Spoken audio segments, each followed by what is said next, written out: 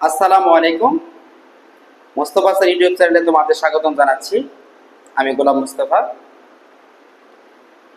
ষষ্ঠ থেকে দশম শ্রেণীর প্রতিটি ক্লাসের ধারাবাহিক ভিডিও আমি তোমাদের মাঝে নিয়ে আসতেছি। তো তারই ধারাবাহিকতায় আমি আজকে তোমাদের সপ্তম শ্রেণীর শিক্ষার্থীদের জন্য 2.1-এর সমানুপাত অধ্যায়ের সমাধান করব। আমি প্রথমে সমানুপাত অধ্যায় অর্থাৎ এটা তোমাদের দ্বিতীয় অধ্যায় সমানুপাত 2.1 এই অধ্যায়ের সমাধান করব। চলো শুরু করি। তো অধ্যায়টার নামই হলো সমানুপাত। এখন তাহলে তোমাদেরকে জানতে হবে যে সমানুপাত কি। তো প্রথমে অবশ্যই যে সমানুপাত কি এটা জানতে হবে। যে সমানুপাত হলো, আমি লিখতেছি দেখো, যে অনুপাতের চারটি রাশি থাকলে এদের মধ্যে যদি চারটা রাশি থাকে এবং ওই চারটা রাশির মধ্যে প্রথম ও দ্বিতীয় রাশির অনুপাত এবং তৃতীয় ও চতুর্থ রাশির অনুপাত সমান হলে তাকে সমানুপাত বলে। এটা ছিল সমানুপাতের সংজ্ঞা। এখন যেমন ধরো উদাহরণ দিই, তোমরা ষষ্ঠ শ্রেণীতে অনুপাত অধ্যায় পড়ে আইছিলা, যে অনুপাতের দুইটা রাশি অর্থাৎ সরল অনুপাত থেকে পড়ে আসছিলা। এখানে সমানুপাত অধ্যায়ে অনুপাতের চারটি রাশি থাকবে। এই চারটি রাশির মধ্যে একটা সম্পর্ক থাকবে। সম্পর্কটা কি? যে আমি বলছি যে দেখো, প্রথম ও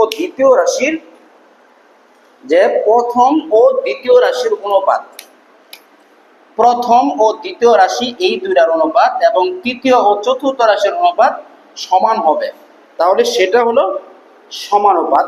যেমন আমি যদি উদাহরণ দিই, যেমন ধরো 2:4 সমানুপাতের যে দুইটা অনুপাত দিয়ে সমানুপাত চিহ্নটা প্রকাশ করা হয়।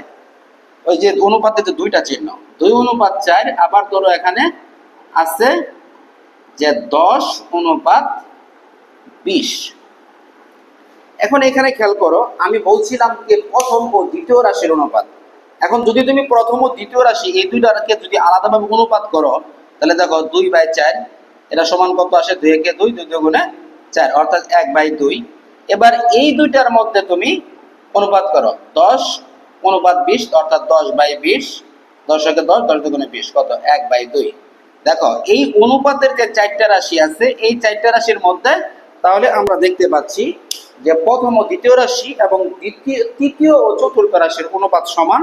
তাহলে আমরা এটাকে বলতে পারবো একটা সমানুপাত। তোমাদের আরেকটা বিষয় মনে রাখা দরকার, যে অনুপাতের যে প্রতিটা রাশিকেই এক একটা সমানুপাতি বলে। ধরো এটা হলো প্রথম সমানুপাতি, এটা দ্বিতীয় সমানুপাতি, এটা তৃতীয় সমানুপাতি, এটা চতুর্থ সমানুপাতি। তো সমানুপাতের যে কোনো অনুপাত বের করতে গেলে, অর্থাৎ প্রথম সমানুপাত বলো, দ্বিতীয় সমানুপাত বলো, তৃতীয় সমানুপাত বলো, এটা যদি আমরা বের করতে চাই, তাহলে আমি যে উদাহরণটা দিয়েছিলাম এর আলোকেই একটা সূত্র রয়েছে। সেই সূত্রটা যদি তোমরা জানো, তাহলে যে কোনো অনুপাত বের করতে পারবা। সাধারণত অনুপাতের তিনটা রাশি দেওয়া আছে, একটা রাশি বের করতে বলছে। ধরো প্রথমটা দেওয়া নাই, তাহলে প্রথমটা বের করতে হবে। তাহলে এটা বের করার জন্য একটা সূত্র জানতে হবে। সূত্র জানলে তুমি এগুলা করতে পারবা। তাহলে দেখো আমি এটাতে যাচ্ছি, যে সমানুপাতের ক্ষেত্রে যে প্রথম রাশি ডিভাইডেড বাই দ্বিতীয় রাশি সমান তৃতীয় রাশি ডিভাইডেড বাই চতুর্থ রাশি। এটাই হলো অনুপাতের সূত্র। তিনটা দেওয়া আছে, একটা দেওয়া নাই। যেটা দেওয়া নাই এটাই সূত্র ব্যবহার করে, অর্থাৎ এখান থেকে আমরা লিখতে পারি যে প্রথম রাশি গুণন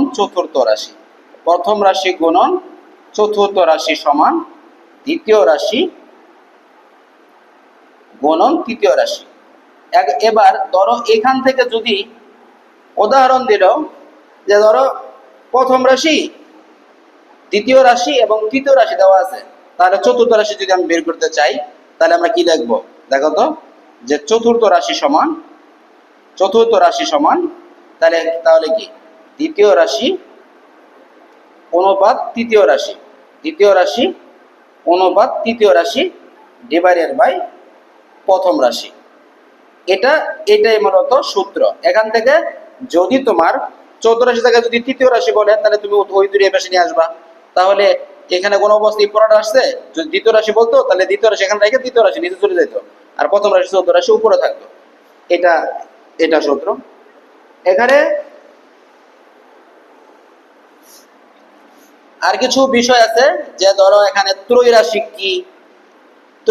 কি, যে অনুপাতের দুটি রাশি দেওয়া থাকলে তিনটি রাশি বের করা যায়।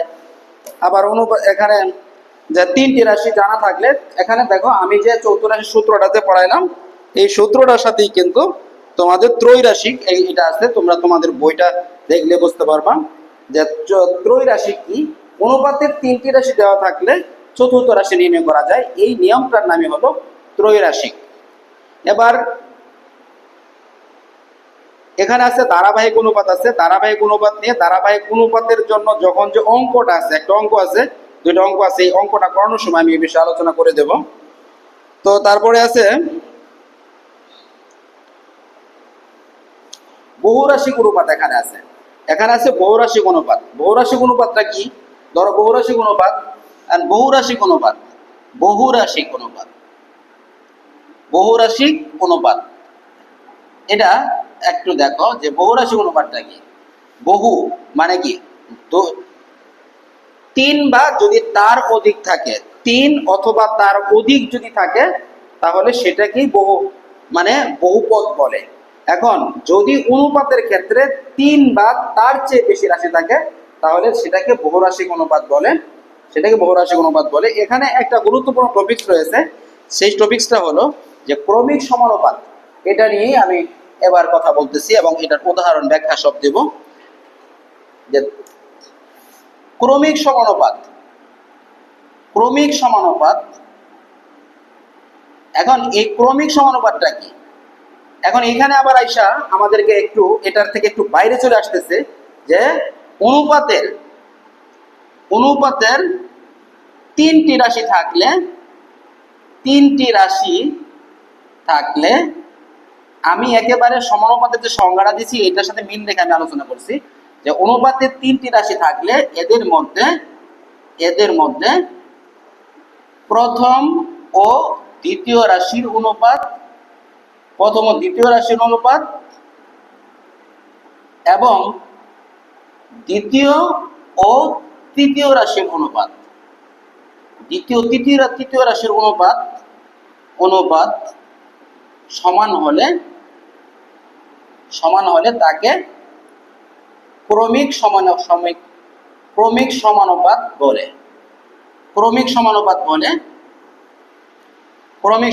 বলে। আর ক্রমিক সমানুপাতের প্রতিটি রাশিকে ক্রমিক সমানুপাতি বলে। এখানে যে তিনটি রাশি আছে তাদেরকে ক্রমিক সমানুপাতি বলে। এখানে ধরো একটা প্রথম রাশি, ধরো এখানে প্রথম রাশি সমান যদি এ ধরি, দ্বিতীয় রাশি সমান যদি আমি বি ধরি এবং তৃতীয় রাশি সমান যদি আমি সি ধরি, তাহলে এই অনুযায়ী আমি লিখতে পারি প্রথম ও দ্বিতীয় রাশি অনুপাত, তাহলে এ অনুপাত বি সমান বি অনুপাত সি, বা লিখতে পারি এ বাই বি সমান বি বাই সি। অর্থাৎ এখান থেকে মূলত লেখা যায় বি স্কয়ার সমান এসি। এটা আমি যদিও বীজগণিতের আলোকে ব্যাখ্যা করলাম। তো এখানে ক্রমিক সমানুপাতের ক্ষেত্রে একটা সূত্র রয়েছে, যে সূত্রটা কি, সূত্রটা হলো যে ক্রমিক সমানুপাতের ক্ষেত্রে দ্বিতীয় রাশি অথবা মধ্য রাশি বের করাটাই থাকে, বেশিরভাগ ক্ষেত্রে এটা থাকে। এখানে সূত্রটা হলো যে এখানে দ্বিতীয় রাশি অথবা মধ্য রাশি, আমি দুইটাই লিখে দিচ্ছি, যে দ্বিতীয় রাশি অথবা মধ্য রাশি স্কয়ার সমান প্রান্তীয় রাশিদের গুণফল, প্রান্তীয় রাশিদ্বয়ের গুণফল। এখন প্রান্তীয় রাশিদ্বয় কি, প্রান্তে প্রান্ত কোনটা থাকে, ধরো তোমরা তিনজন একটা বেঞ্চে বসে রয়েছো, এর মধ্যে তুমি মাঝখানে, বাকি দুজন দুই পাশে, তাহলে তোমার দুই পাশে যে দুইজন তারা হলো প্রান্তীয় রাশি, তুমি হচ্ছে দ্বিতীয় রাশি বা মধ্য রাশি। তাহলে আমরা এই প্রান্তীয় রাশিদের গুণফল, অথবা আমি লিখতে পারি যে প্রথম রাশি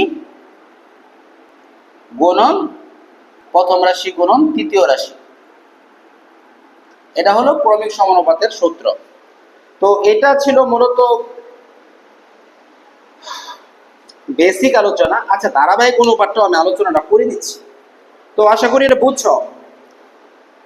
দেখো, আমি আবারও বলছি যে ক্রমিক সমানুপাত কি তিনটা রাশি থাকবে, এদের মধ্যে প্রথম ও দ্বিতীয় রাশি এবং দ্বিতীয় ও তৃতীয় রাশির অনুপাত সমান হবে। এই যে আমি এখানে যে উদাহরণটা দিয়েছি, খেয়াল করো, এরকম আর কি। তো আচ্ছা, একটা উদাহরণ দেই, উদাহরণ দেই একটু ভালো হবে, যে 2:4 সমানুপাত 4:8। দেখো তো, এই মধ্য রাশি কি 1 না? তাহলে এই দুইটার অনুপাত কত? 2/4, 1/2। আবার ধরো 4/8, 4 × 4 4 × 8, তাহলে কি এখানে হাফ, এখানেও হাফ। তাহলে এটাই হলো তোমার ক্রমিক সমানুপাত। পরে আমি যাচ্ছি ধারাবাহিক অনুপাত।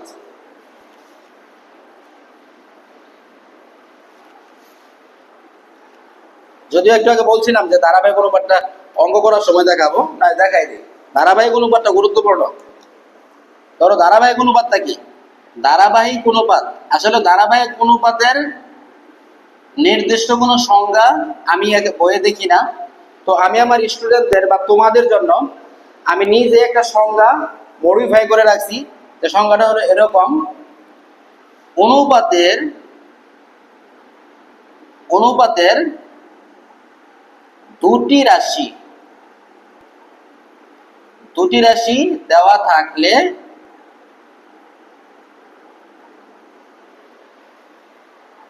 যদি প্রথম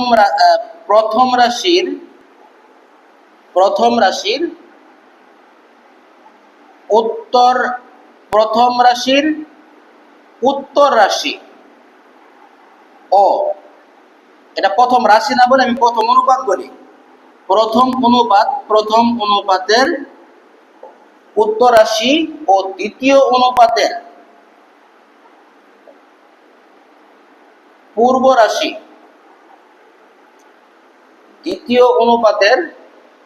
রাশি,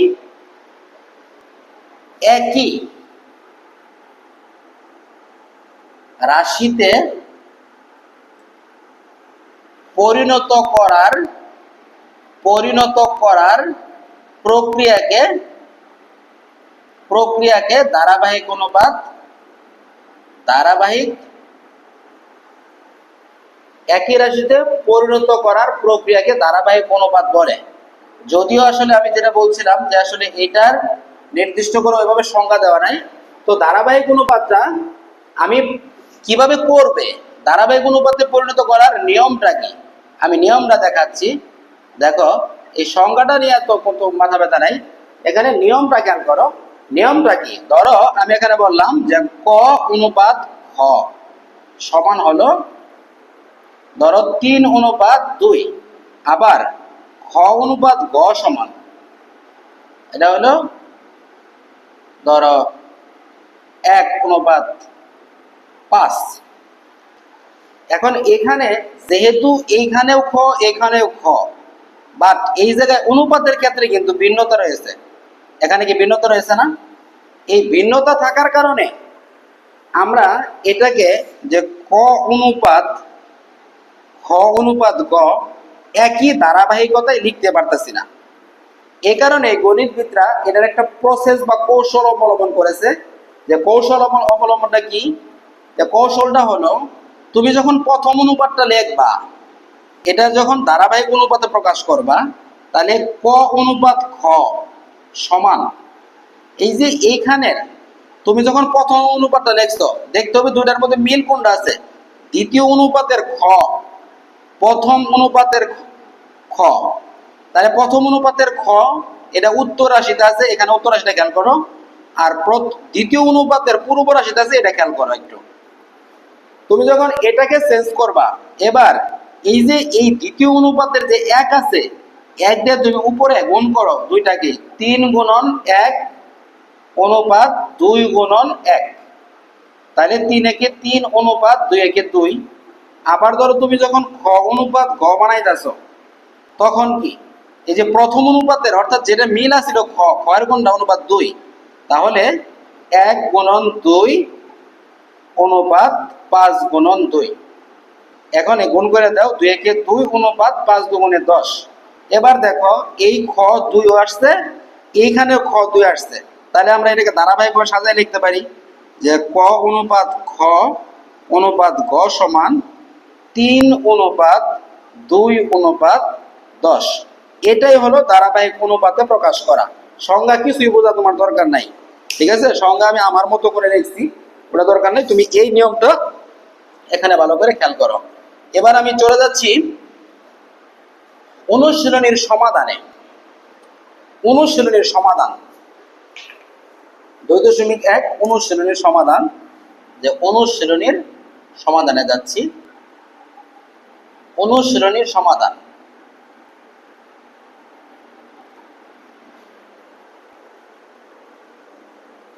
2.1 এর অনুশীলনীর সমাধান। প্রথম আছে যে প্রথম 1 নম্বরে বলছে নিচের রাশিগুলো দ্বারা সমানুপাত তৈরি করো। সমানুপাত তৈরি করো, সমানুপাত তৈরি করো, তৈরি করো। যেমন ক নাম্বারে আছে, আমি হয়তো সবগুলো করব না, প্রতিটা নিয়ম থেকে একটা দুইটা করে করার চেষ্টা করব, ভিডিওটা লং হয়ে যাবে। পুরো অনুশীলনটা কভার করার চেষ্টা করতেছি আজকে আমি। এখানে আছে দেখো 3 কেজি, কি আছে 3 কেজি প্রথমটা, তারপরে আছে দ্বিতীয়টা হলো 5 টাকা, তারপরে এটা আছে 6 কেজি, তারপরেটা হলো 10 টাকা। এটা দিয়ে সমানুপাত তৈরি করতে গেলে অনুপাতের যেহেতু কোনো একক নাই, অনুপাতের একক নাই কেন? সমজাতীয় রাশির তুলনা করা বিধায়। এখন এটা অনুপাত করতে গেলে তোমাকে এককের মিল খুঁজে বের করতে হবে। ধরো এই যে এখানে 3 কেজি আর এখানে 6 কেজি আছে, এই দুটা কেজি, আর এখানে আছে টাকা, এটা আছে টাকা, তাহলে এটার সাথে এটার অনুপাত হবে, এটার সাথে এটার অনুপাত হবে, তাহলে মিলাই একটা সমানুপাতি তৈরি হবে। তাহলে দেখো যে রাশিগুলোর দ্বারা তৈরি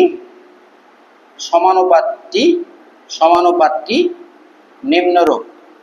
এখন এখানে আর ডিটেলস আলোচনা দরকার নাই, যে এখানে প্রথম পদ, প্রথম রাশি, দ্বিতীয় রাশি, তৃতীয় রাশি, এগুলো কিছুই দরকার নাই। এগুলো জাস্ট ছোট প্রশ্ন আকারে আসে, জাস্ট তুমি টেকনিকটা জেনে রাখো যে তুমি কিভাবে করবা। তাহলে আমরা বলতে পারি 3 অনুপাত, ওই যে কেজির সাথে কেজি, তাহলে 6, তারপরে সমানুপাত চিহ্ন, তারপরে 5 অনুপাত 10। দেখো এই যে 3 আর 6 অনুপাত 1 2, আর 5 10 1 2। আর যদি 3 আর 6 করতা, 3 আর 5 করতা, আবার হলো 6 আর 10 করতা, ঠিক আছে? তাহলে টাকার সাথে কেজির কিন্তু একটা সাংঘর্ষিক চলে আসতো। এ কারণে একই উদাত্ত অনুপাতগুলো দ্বারা মূলত তোমাকে এটা করতে হবে। তারপরে আমি যাচ্ছি যে গ নাম্বারে দেখাচ্ছি। গ নাম্বার বলছে 7 সেন্টিমিটার। এখানে বলছে দেখো 7 সেন্টিমিটার 15 সেকেন্ড, 7 সেন্টিমিটার 15 সেকেন্ড, তারপরে 28 সেন্টিমিটার ও 1 মিনিট। 1 মিনিট। এখানে খেয়াল করো, এইখানে এটা হলো সেন্টিমিটার, এইটা হলো সেন্টিমিটার, এটা হলো সেকেন্ড, আর এটা হলো মিনিট, তার তো মিল নাই। কিন্তু আমাদের একটা রাস্তা আছে, কি মিনিটকে আমরা ইচ্ছা করলে সেকেন্ড বানাইতে পারি। তাহলে 1 মিনিট সমান বা দিয়া লেখা যাও 60 সেকেন্ড। তাহলে এবার কিন্তু আমি অনুপাতগুলা তৈরি করে ফেলতে পারতেছি। তাহলে অনুপাতটি কি? সমানুপাত। যে সমানুপাতটা কি হইলো দেখো তো, বলো তো নিজে নিজে। সমানুপাতটি সমান, তাহলে 7 সেন্টিমিটার সেন্টিমিটার, 7 অনুপাত 28 সমানুপাত 15 অনুপাত 60। এটাই হলো এটা দ্বারা সমানুপাত। আমি এবার 2 নাম্বারে চলে যাচ্ছি। 2 নাম্বারে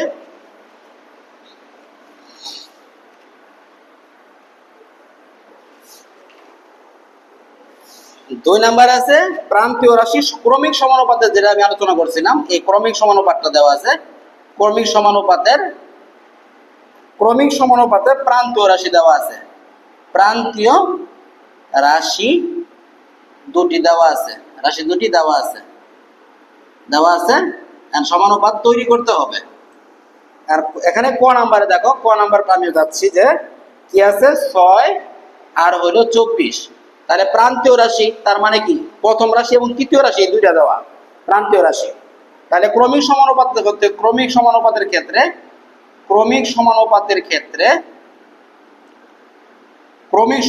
ক্ষেত্রে আমরা জানি যে দ্বিতীয় রাশি অথবা মধ্য রাশি তুমি দুইটাই লেখো, অথবা একটা লেখো সমস্যা নাই। দ্বিতীয় রাশি স্কোয়ার সমান প্রথম রাশি, প্রান্তীয় রাশি আমি লিখলাম না, প্রথম রাশি গুণন তৃতীয় রাশি লিখলাম, তৃতীয় রাশি।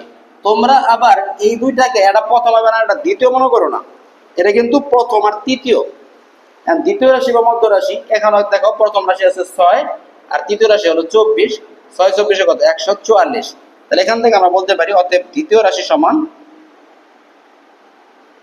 রুট এই স্কয়ারের পাশে থাকলে পাশে রুট হয়, রুট 144। এটা তোমাদের সবারই মুখস্থ প্রায় যে 144 এর রুট কত 12। তাহলে ক্রমিক সমানুপাতটা কি হবে? তাহলে ক্রমিক সমানুপাতটি হবে যে ক্রমিক সমানুপাত সমান দেখো 6:12 সমানুপাত 12:24। এটাই কিন্তু আমাদের এই প্রশ্নের সমাধান। আমি এরপরে ভগ্নাংশ অথবা দশমিক একটা যাচ্ছি। আচ্ছা ভগ্নাংশই যাচ্ছি, ভগ্নাংশ গ নাম্বার করাচ্ছি। গ নাম্বার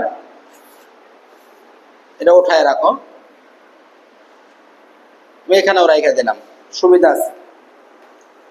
তো গ নাম্বার কি বলছে যে 5/7 আরেকটা হলো 1/5/2। এটা আমরা বাংলায় 5/5 7/5 এটা লিখতে পারি। তাহলে দ্বিতীয় রাশি মধ্য রাশি সমান প্রথম রাশি, তাহলে 5/7 গুণন কত 7/5। এই 5 5 কাটা যায়, 7 7 কাটা যায়, থাকে কত 1। অতএব দ্বিতীয় রাশি সমান রুট 1 মানে কত 1। তাহলে সমানুপাতটা কি দাঁড়াইলো যে 5/7 অনুপাত 1 সমানুপাত 1 অনুপাত 7/5। এই ছিল আমাদের 2 নাম্বার প্রশ্নের সমাধান। আমি চলে যাচ্ছি 3 নাম্বার। 3 নাম্বারে যা শূন্যস্থান পূরণ করতে বলছে, তোমরা ষষ্ঠ শ্রেণীর বই মোটামুটি পড়ে আসছো এরকম।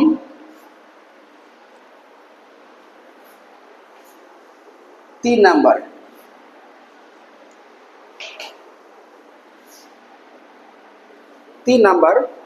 কি আছে যে 3-এর আমি একেবারে খ করাচ্ছি। শূন্যস্থান পূরণ 7 অনুপাত খালি ঘর সমানুপাত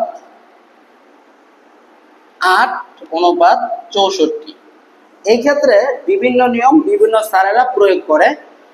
তো এটা আমি যেটা দেখছি যে স্টুডেন্টরা যেটা বোঝে, একজন টিচারের কাজ তো স্টুডেন্টকে বোঝানো। প্রথমে স্টুডেন্ট যদি বোঝে তাহলে ওই পদ্ধতিটা অবলম্বন করা উচিত। এখানে 7 অনুপাত বা 7 খালি ঘর এই সমানুপাতটাকে আপাতত ক্যালকুলেশন করার জন্য আমরা সমান চিহ্ন হিসেবে ব্যবহার করব। এটাই যে সমান চিহ্ন তা না, আমি বলছি এটা ব্যবহার করব আমি। 8/64 দরকার খালিঘর, তাহলে খালিঘর গুণন 8 সমান 7 গুণন 64, 7 গুণন 64। বা এখন দেখো আমার খালিঘর দরকার, খালিঘর কি করছি আমরা এখানে আর গুণন করছি, আর গুণ করছি। হ্যাঁ, লব গুণন হর গুণন লব পরে আমরা খালিঘর দরকার, খালিঘরের সাথে 8 গুণ অবস্থায় আছে, অবশ্যই কি হবে ভাগ হবে। তাহলে 7 গুণন 64 নিচে হইলো 8, 8 8 64 সমান 7 8 56। তাহলে খালি ঘরে বসবে কি? অতএব 7 অনুপাত খালি ঘর সমানুপাত 8 অনুপাত 64। তাহলে কি পেলাম আমরা 56 বসবে। এভাবে 3 নম্বরে প্রত্যেকটা অঙ্কই তুমি করে ফেলবা। এটা একটা ইজি প্রসেস অঙ্কগুলো। এবার চলে যাব চতুর্থ সমানুপাতিতে। চতুর্থ সমানুপাতি 4 নম্বরের ক্ষেত্রে আমি প্রতিটা নিয়ম থেকে একটা দুটা করে জাস্ট নিয়মটা পড়াই দিতেছি, যাতে তোমরা নিয়মটা পারো আর নিয়মটা পারলে অঙ্কগুলো এমনি পারা যায়। 4 নাম্বার চতুর্থ সমানুপাতি। আমি একটা সহজ একটা কঠিন এরকম করাচ্ছি। 1 নাম্বার কি আছে, 5, 7, 10। তো চতুর্থ সমানুপাতি তার মানে চৌদ্দরাশি। আমরা জানি সমানুপাতের ক্ষেত্রে ও কখন সমানুপাতের ক্ষেত্রে প্রথম রাশি গুণন চতুর্থ রাশি সমান দ্বিতীয় রাশি গুণন তৃতীয় রাশি, দ্বিতীয় রাশি গুণন তৃতীয় রাশি, দ্বিতীয় রাশি গুণন তৃতীয় রাশি। আমার দরকার চতুর্থ সমানুপাতি বের করতে বলছে, তাহলে চতুর্থ রাশি রেখে দিলাম যে চতুর্থ রাশি সমান তৃতীয় রাশি গুণন তৃতীয় রাশি, দ্বিতীয় রাশি গুণন তৃতীয় রাশি ডিভাইডেড বাই প্রথম রাশি, দ্বিতীয় রাশি গুণন তৃতীয় রাশি ডিভাইডেড বাই প্রথম রাশি। তাহলে এখন দ্বিতীয় রাশি কি আছে, দ্বিতীয় রাশি হইল, দেখো দ্বিতীয় রাশি কত, 7, তৃতীয় রাশি হলো 10 আর প্রথম রাশি হলো 5। তাহলে 5 দুগুণে 10, 7 দুগুণে 14। অতএব চতুর্থ সমানুপাতি বের করতে বলছে, সমানুপাত তৈরি করতে বলে নাই। চতুর্থ সমানুপাতি সমান 14, মানে চতুর্থ রাশিটাই হলো চতুর্থ সমানুপাতি। আমি বলছি যে অনুপাতের 4টা রাশিকে প্রত্যেকটাকে এক একটা সমানুপাতি বলে। প্রথম রাশিকে প্রথম সমানুপাতি, দ্বিতীয় রাশিকে দ্বিতীয় সমানুপাতি, তৃতীয় রাশিকে তৃতীয়, চতুর্থকে চতুর্থ সমানুপাতি বলে। আমি এবার চলে যাচ্ছি 4-এর গড় নাম্বার প্রশ্নে। 4-এর গড় নাম্বার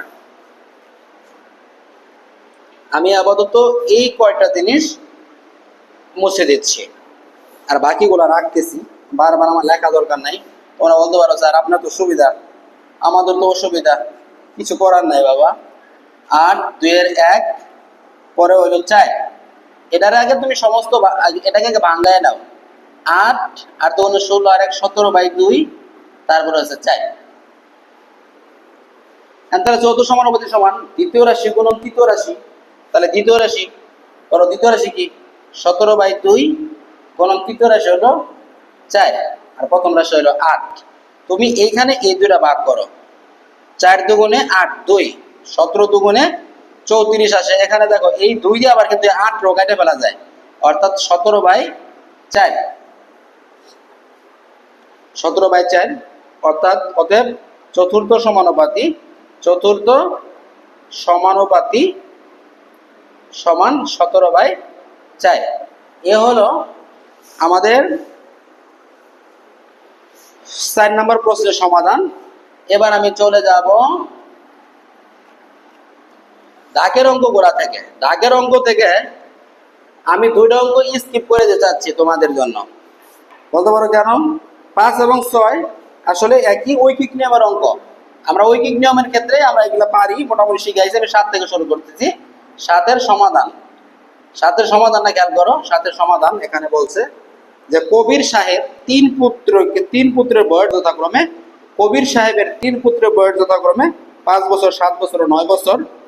তিনি 4200 টাকা 3 পুত্রকে তাদের বয়সের অনুপাতে ভাগ করে দিছে। কে কত টাকা পেল বা পাবে? এই ক্ষেত্রে 7 নাম্বার অঙ্কে বলছে অনুপাতে ভাগ করে দিতে, কি বছরের বা বয়সের অনুপাতে। তাহলে আমরা এটাকে লিখতে পারি যে 3 পুত্রের বয়সের অনুপাত, 3 পুত্রের বয়সের অনুপাত সমান 5:7:9। তাহলে অনুপাত রাশিগুলোর যোগফল। এবার আমি এখানে কি করব? অনুপাত রাশিগুলোর যোগফল নির্ণয় করব। সমানুপাতিক ভাগের ক্ষেত্রে তোমরা ষষ্ঠ শ্রেণী থেকে বলে আইছিলা যে যদি যোগফল, যদি সমষ্টি থাকে তার আগে প্রথম অনুপাতের যোগফল বের করতে হয়। অনুপাত রাশিগুলোর যোগফল সমান 5+7+9, 7 5 12, 12 9 21। এবার তাহলে প্রথম পুত্র পায়, তাহলে প্রথম পুত্র পাবে। এই ক্ষেত্রে খেয়াল করো, প্রথম পুত্র পাবে। তাহলে প্রথম পুত্র মোট টাকা কত? 4200 এর। এখানে সমানুপাতিক ভাগের ক্ষেত্রে অনুপাতের যোগফলটা যায় নিচে, তুমি যেটা বের করতেছো এবার প্রথম পুত্র, তাহলে প্রথম অনুপাত কত? 5, তাহলে 5টা যাবে উপরে, এটা এত টাকা। পরে 21 দিয়া যদি 42 ভাগ করি 2, 2টা শূন্য, তাহলে গুণ করো 5 দুগুণে 10, তার মানে 1000 টাকা পাইছে প্রথম পুত্র। তাহলে দ্বিতীয় পুত্র পায় কত? দ্বিতীয় পুত্র পায় ওই একই 4200, এর নিয়ম একই 7/21। দেখো কি বলছি, যে যেটা বের করতেছি তার অনুপাতটা শুধু, যেটা এই যে 7 বের করতেছি, তাহলে 7টা যাবে উপরে, আর অনুপাত রাশিগুলোর যোগফল এটা আসবে নিচে। 21 দুগুণে 42, 2টা শূন্য কাটা যায়, তার 7 দুগুণে 14, অর্থাৎ 1400 টাকা। আর তৃতীয় পুত্র পায় 4200, এর উপরে হইল তোমার 9, নিচে হইল 21, এত টাকা। তাহলে এবার কি হবে বলো তো? 21 দিয়ে ভাগ করি 42, 21 দুগুণে 42, 200, নিচে 9 দুগুণে 1800 টাকা। তাহলে অতএব প্রথম পুত্র পায় কত?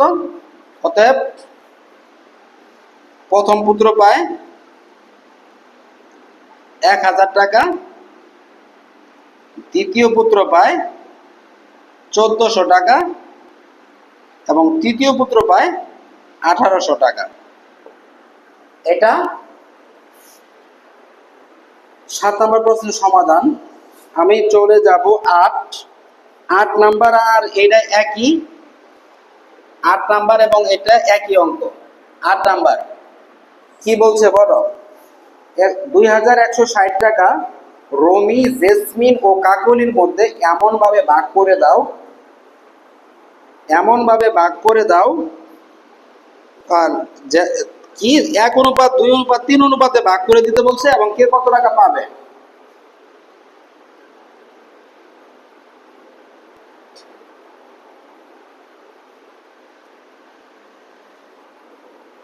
তো প্রথমে কি আছে? রমি অনুপাত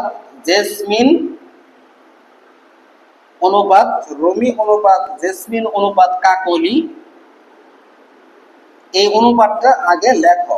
1:2:3, 1:2:3। এবার তাহলে কি এইটার মতো করে আমি যদি এইটার মতো করে করি, যেহেতু মোট টাকার একটা পরিমাণটা দেওয়া আছে এবং অনুপাত দেওয়া আছে, তাহলে আমাদের অনুপাত রাশিগুলোর যোগফলটা আগে বের করে নিতে হবে, আবার এটার আগেরটার মতোই। তাহলে অনুপাত রাশিগুলোর যোগফল সমান 1+2+3 সমান 2 × 2 = 3, 3 3 3 6, 3 3 6। এবার আমরা এটাকে ভাগ করে দিব। তাহলে কত টাকা আছে? 4200 টাকা। তাহলে রমি পাবে কত টাকা আছে দেখি। আগেটা ছিল 4200, এটাতে আছে 2160 টাকা। খেয়াল করো, তাহলে রমি পাবে 2160, এর উপরে 1, নিচে 6, 6 3 6 18, 6 6 36, 360 সমান 360 টাকা পাইল কে? রমি। তারপরে জেসমিন পাবে 2160, এর 2/6 এত টাকা, 6 360, 0 36 দুগুণে 72 এত টাকা। এবং কাকলি পাবে 2160, এর 3/6 এত টাকা, 360 টাকা। 3 × 10, 1080 টাকা। এই হলো তোমার রমি, জেসমিন এবং কাকলির। পরে আমরা 9 নম্বরে যাচ্ছি। একটা ভিডিওতে শেষ করে দিতে চাইলাম, মনে হয় ভিডিওর অনেক লং হয়ে যাবে, এক্সপোর্ট করতে প্রবলেম হয়ে যেতে পারে। তারপর আল্লাহ ভরসা চেষ্টা করি শেষ করে দেওয়ার। 9 নাম্বার, কিছু টাকা লাবিব, সামি ও শ্যামের মধ্যে 5:4 অনুপাতে ভাগ করে দেওয়া হলো। এতে করে শ্যাম 180 টাকা পাইছে লাবিব ও সামি কত টাকা পাবে নির্ণয় করো। দেখো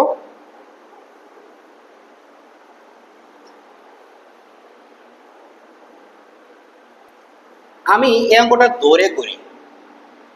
দড়ি অনুপাতকে আমরা যে কোনো সময় চলক ধরতে পারি এবং অনুপাতের সাথে। তাহলে দড়ি লাবিব পায় একটু ভিন্নভাবে করতেছি। লাবিব পায় 5, এর সাথে একটা চলক ধরলাম 5 ক টাকা। তারপরে স্বামী পায় 4 ক টাকা। আর সিয়াম পায় 2 ক টাকা।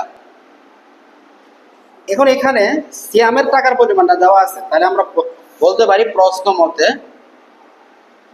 মতে 2 ক সমান 180 টাকা, বা ক সমান 180 ভাগ 2 90 টাকা, বা ক সমান 90 টাকা। ক সমান 90।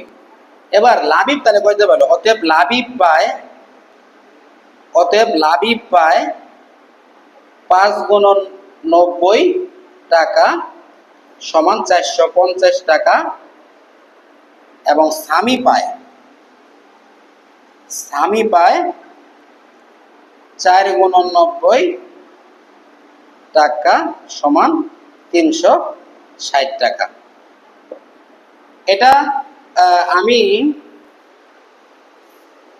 আবারও বলতেছি, দেখো যে অনুপাত যদি দেওয়া থাকে তাহলে অনুপাতের সাথে আমরা সর্বদা একটা চলক ধরে করতে পারি। তাতে আমাদের অঙ্ক করা একদম সহজ হয়ে যায় যদি আমরা চলক ধরতে পারি অনুপাতের সাথে। 10 নাম্বার অঙ্কটা কি আছে, যে সবুজ ডালিম ও, এটা একটু কঠিন অঙ্ক এই অধ্যায়ের। সবুজ ডালিম ও লিঙ্কন 3 ভাই, তাদের পিতা 6300 টাকা তাদের মধ্যে এমন ভাবে ভাগ করে দিছে যে সবুজ পায় ডালিমের 5/3 এবং ডালিম পায় লিঙ্কনের দ্বিগুণ। প্রত্যেকের টাকার পরিমাণ নির্ণয় করো। তোমরা এখানে একটু কিছু খেয়াল করো যে সবুজ ডালিমের 5/3, তাহলে সবুজ ডালিমের উপর ডিপেন্ড করতেছে। আবার ডালিম কি পাইছে, লিঙ্কনের দ্বিগুণ, তাহলে আবার ডালিম কি করতেছে, লিঙ্কনের উপর নির্ভর করতেছে। তাহলে আমরা সর্বশেষ অবস্থান কার, লিঙ্কন। যদি লিঙ্কন ধরি তাহলে লিঙ্কনের দ্বিগুণ পাইছে ডালিম, তাহলে আমরা ধরি। এখানে আমাদের এটা ধৈর্য করতে হবে কারণ কিছু দেওয়া নাই। ধরি লিঙ্কন পায় ক টাকা, তাহলে ডালিম পায় কত, 2 ক টাকা। এবং সবুজ পায় কত, ডালিমের, অর্থাৎ 2 ক এর 3/5 এত টাকা। তাহলে 3 দুগুণে 6 ক বাই 5 টাকা। এই অঙ্কটাও অনুপাত দিয়ে করলে একটু বড় হয়। আমি এটাকে সমীকরণ ধরে করব কারণ এদের টাকার পরিমাণ 6300 টাকা। তাহলে আমরা বলতে পারি যে প্রশ্ন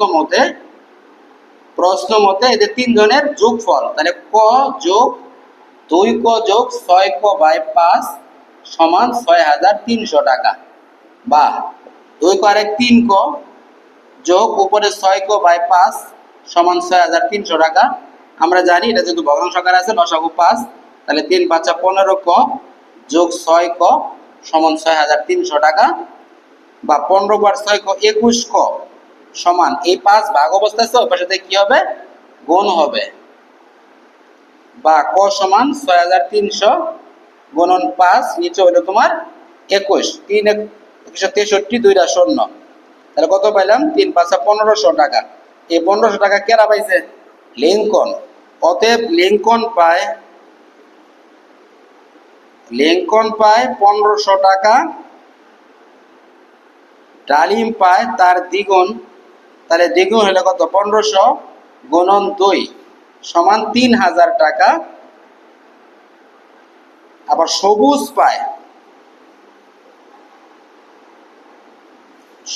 পায় এই যে এইখানে কর মান বসাও তুমি, 6 গুণন 1500, নিচে হলো 5, তিন পাঁচা 15, 300 সমান 318 টাকা। তাহলে এটাই আমি আবারও বলতেছি যে দেখো এখানে আমরা অনুপাত ধরেই করতে হবে এমন না, করতে পারলে ভালো। অনেকের কাছে এটা কঠিন মনে হয়, অনুপাত দিয়ে করতে গেলে ভগ্নাংশ টাইপের আসে। তো এক্ষেত্রে চলক ধরে সমাধান করে ফেললে, সমীকরণ ধরে যদি করো তাহলে অঙ্কটা একেবারে সহজ হয়। পরে 11 নাম্বার,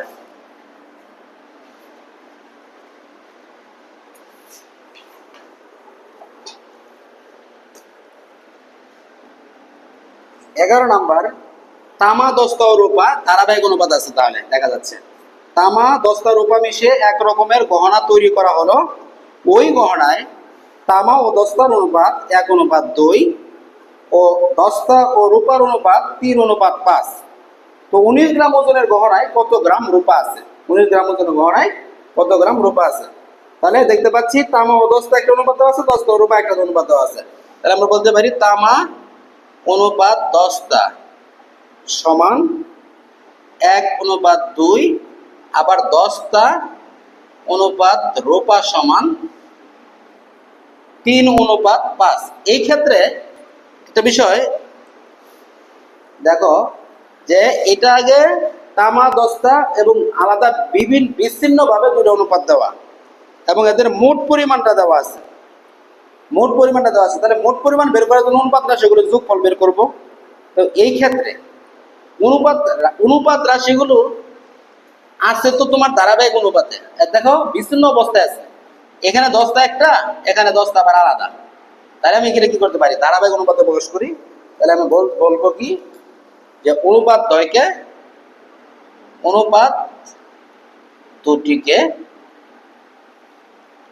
ধারাবাহিক অনুপাতে প্রকাশ করি। ধারাবাহিক অনুপাতে প্রকাশ করে পাই। যদি ধারাবাহিক অনুপাতে প্রকাশ করি তাহলে আমি এখানে কি পাই খেয়াল করো। তাহলে তামা অনুপাত দস্তা সমান 1 গুণন, আমি বলছিলাম যে প্রথমটা যখন লিখবো দ্বিতীয়টার সাথে যেটা মিল আছে সেই 3 দ্বারা গুণ করবো। 1 গুণন 3 অনুপাত 2 গুণন 3, তাহলে কত আসে? 1 গুণন 3 মানে 3 অনুপাত 3 দুগুণে 6। আবার দস্তা অনুপাত রূপা এটা সমান কি? যে 3 গুণন এই প্রথমটার দস্তা কত ছিল? 2, তাহলে 2 দ্বারা গুণ করো। 3 গুণন 2 অনুপাত 5 গুণন 2, 3 দুগুণে 6 অনুপাত 5 দুগুণে 10। অতএব তামা অনুপাত দস্তা অনুপাত রূপা সমান 3:6:10। এখানে বলছে রূপার পরিমাণটা বের করতে বলছে গহনায় 19 গ্রামের গহনা আছে। তাহলে অনুপাত রাশিগুলোর যোগফল,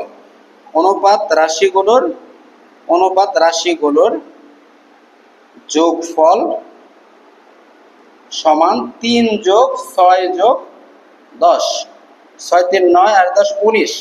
19 যোগফল আসছে, আবার 19 গ্রাম তোমার গহনাতে পরিমাণ আছে। অতএব রূপার ওজন, তাহলে আমরা একটাই পরীক্ষায় চেঞ্জ করে তোমার 2টাও দিতে পারে, 3টাও দিতে পারে, বের করতে পারে না। তাহলে আমরা মোট অনুপাত এনে রাখবো এর। এখন দেখো আমি বের করতেছি রূপার অনুপাতটা কত? এই দেখো 10, তাহলে এই 10 থাকবে উপরে, মোট অনুপাতের রাশিগুলো যোগফল যেটা এটা যাবে নিচে। তাহলে 19 কাটা যায়, থাকে কি 10 একে 10, অর্থাৎ রূপার ওজন কত? 10 গ্রাম এই গহনাটায়। 12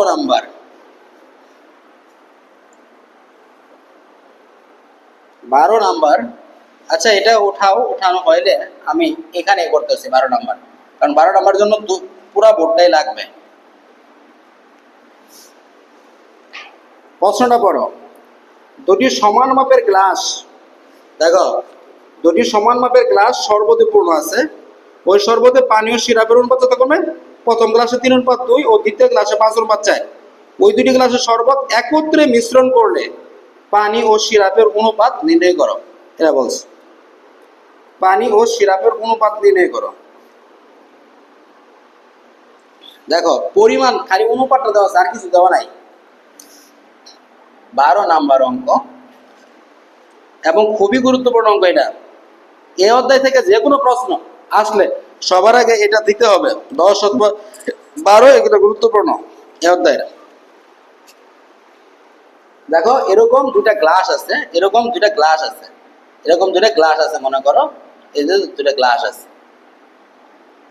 হ্যাঁ, এটা গ্লাস আছে, এরকম দুইটা গ্লাসের মধ্যে পানি আছে, আর আছে গ্লাসের শরবত, এটার ভিতরে শরবত আছে, শরবত আছে। তাহলে শরবতের অনুপাতটা কত আছে? যে একটা হলো তোমার প্রথমটা, এটা হলো প্রথম, এটা হলো 3:2, আর এটাতে বলছে 5:4। ভালো করে বোঝার চেষ্টা করো। এই 3 কি? এটা হলো পানি, আর এটা কি? সিরাপ। আর এই 5 কি? পানি, আর 4 কি? সিরাপ। পানি এবং সিরাপ আছে। এখন এখান থেকে এই দুইটা একত্রে ধরো মিশাইয়া দিছে, দুইটা একবারে মিশাই এখন একটা বড় হয়েছে, বড় আকার একটা জগে মিশাই দিছে, মনে করো যায়, ঠিক আছে, বড় আকার একটা জগে মিশাই দিছে। এখন ওই ক্ষেত্রে তাহলে অনুপাতটা কত হবে এটা বের করতে বলছে। আমরা যেহেতু এটা দেওয়া নাই, তো অনুপাত থেকে আমরা অনুপাতের যোগফল বের করে কিন্তু আমরা একটা প্রসেস বের করতে পারি। দেখো তাহলে প্রথম গ্লাসে, তাহলে আমরা লিখতে পারি প্রথম গ্লাসে যে পানি অনুপাত সিরাপ, পানি অনুপাত সিরাপ সমান 3:2। এখানে অনুপাত রাশিগুলোর যোগফল বের করো। অনুপাত রাশি দুটির যোগফল সমান 3+2 সমান কত? 5। তাহলে এখান থেকে আমরা বলতে পারি, তাহলে এখানে কি এটা পুরোটা হলো 5, তাহলে পানি আছে কত? 5/3। তাহলে অর্থ পানির পরিমাণ 3/5, পানির পরিমাণ 3/5, আর সিরাপের পরিমাণ কত? 2/5। এটা কিন্তু আমরা প্রথম গ্লাসের ক্ষেত্রে পাইলাম। এবার দ্বিতীয় গ্লাসে আসো। দ্বিতীয় গ্লাসে পানি অনুপাত সিরাপ সমান 5:4। ওই যা কি? অনুপাতের যোগফল, অনুপাত রাশি দুটির যোগফল সমান 5+4 অর্থাৎ 9। এখান থেকে আমরা বলতে পারি পানি আছে, পানির পরিমাণ, তাহলে পানির অনুপাতের যে পরিমাণটা, তাহলে উপরে 5 নিচে 9, আর সিরাপের পরিমাণ উপরে 4 নিচে হলো 9। এটা এবার ধরো আমি কোনটার ভিতরে কি পানি কতটুকু আছে আর সিরাপ কতটুকু আছে এটা কিন্তু আমি বাইরে রাখছি। এবার ধরো এবার যদি আমি মিশ্রণ করি বা মেশাই, তাহলে পানিটারে আলাদাভাবে পরিমাণ দিয়ে যোগ করো, পানির পরিমাণ এবং সিরাপের পরিমাণ যোগ করো। তাহলে আমরা লিখব যে দুটি গ্লাসের মিশ্রণ একত্রিত করলে কি আসে? তাহলে মোট পানির পরিমাণ,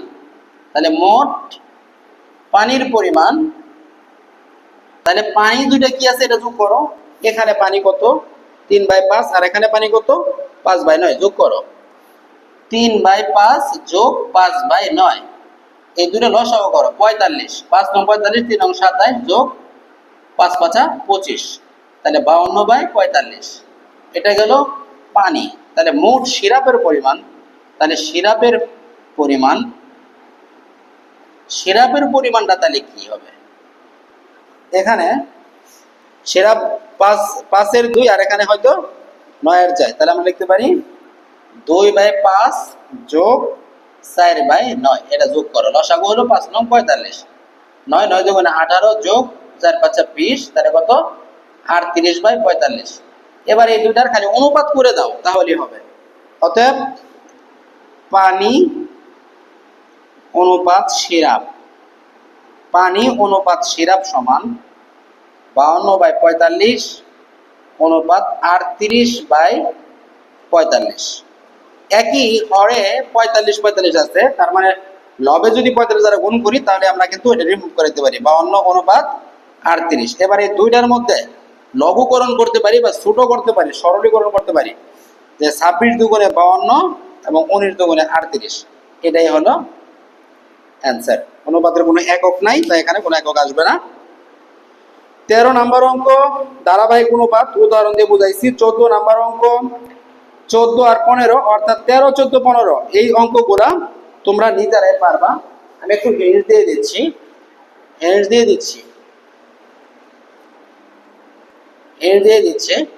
যে 13 তুমি করার জন্য চেষ্টা করবা। সিমিলারিটি বুঝতে পারলে অঙ্ক করা খুব সহজ। যদি তুমি কোন অঙ্কের সাথে কোনো মিল আছে এটা ধরতে পারো, তাহলে 13 নাম্বার অঙ্কটা আমার ধারাবাহিক অনুপাতে প্রকাশ করতে হবে। এটা কার মতো? 11 নং এর প্রথম পার্ট, মানে অনুপাত বের করে নেওয়া, ধারাবাহিক অনুপাত দেওয়া করা। আমি এটা দেখাই দিচ্ছি, ধারাবাহিক অনুপাত আমি করে দিতে পারতাম, তোমাদের প্র্যাকটিস করার জন্য আমি দিয়ে দিলাম। 14 নং হলো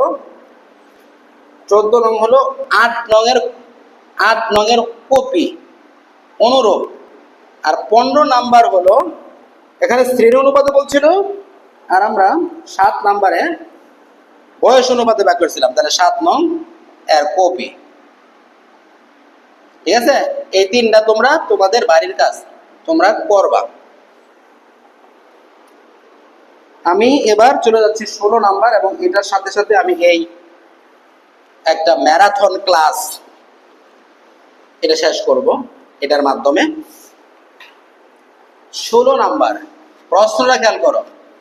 সুলাইমান ও সালমানের আয়ের অনুপাত 5:7 এবং সালমান ও ইউসুফের আয়ের অনুপাত 4:5। সুলাইমানের আয় 120 টাকা হলে ইউসুফের আয় কত? এখান থেকে কিন্তু আমরা ধারাবাহিক অনুপাত করতে পারি, যেহেতু প্রসঙ্গটা একই আছে। যে তাহলে দেখো, সুলাইমান অনুপাত সালমান সমান কি আছে, যে 5:7। আবার ধরো সালমান, তুমি কখন বুঝবা যে এটা ধারাবাহিক অনুপাত হবে? যদি এর প্রথমটা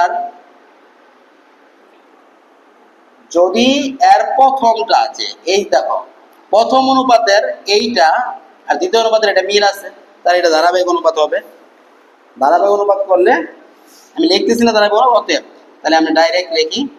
অনেকে আছে যে ওইখানে উপরে ফেলায়, সুলাইমান 5x4, দেখো 4 কেন, এই যে সুলাইমানের এই 4 দিয়ে গুণ করতেছি, অনুপাত 7x4, তাহলে কত? 4 5 20 অনুপাত 4 7 28।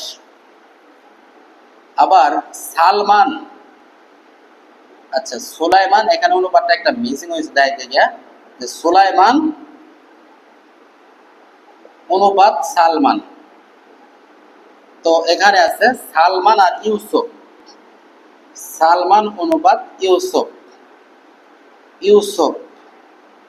সালমান অনুপাত ইউসুফ। তাহলে সালমান কত? 4, এই 4 দিয়ে এই যে এর যে সালমান আছে এরকম করবা, 4x7 পরে অনুপাত 5x7, কত হলো? 4 4 7 28 অনুপাত 5 7 35। অতএব সুলাইমান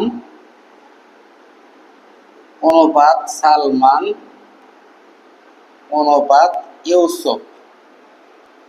ইউসুফ সমান সুলাইমান, সালমান এবং ইউসুফ আইলো কত? 20 অনুপাত 28 অনুপাত 35, 20 অনুপাত 28 অনুপাত 35। হ্যাঁ বলছে সুলাইমানের 120 টাকা হলে ইউসুফের আয় কত? তাহলে এইখান থেকে আমরা বলতে পারি সুলাইমানের আয় কত? 20x ধরলাম, ধরি সুলাইমানের আয়